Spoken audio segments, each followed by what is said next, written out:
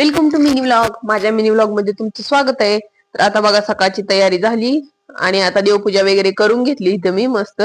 आणि त्याच्यानंतर म्हणलं आता देवपूजा झाली तर लगेच स्वयंपाकाला पण लागाव, कारण सकाळ सकाळी कामं केली तर पटकन होतात म्हणून म्हणलं स्वयंपाकाला लागायचं होतं. मग इकडे किचन मध्ये आले. त्याच्यानंतर कांद्याची पात बनवायची होती मला. तर दोन्ही कांद्याच्या पातीच्या गड्ड्या मी चिरून घेतल्या, कारण आमच्यात सगळ्यांनाच कांद्याची पात खूप आवडते. आणि त्याच्यानंतर लसूण वगैरे टाकून जिरी मोहरी टाकली.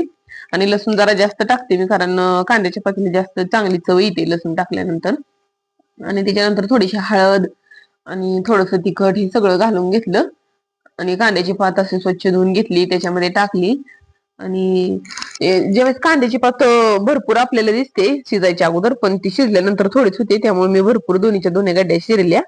आणि अशी मस्तपैकी कांद्याची पात वगैरे करून घेतली बघा. आणि त्याच्यानंतर म्हटलं आता बाकीची पण कामं होती मला, तर त्याच्यासाठी मग मी इकडं भांडे वगैरे पण थोडे अस्ताव्यस्त झालते, तर ते पण काढायचे होते मला.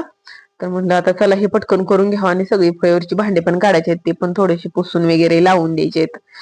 हे सगळं पण करायचंय मला. तर ते आता उद्याच्या मिनी व्लॉग मध्ये. तोपर्यंत बाय.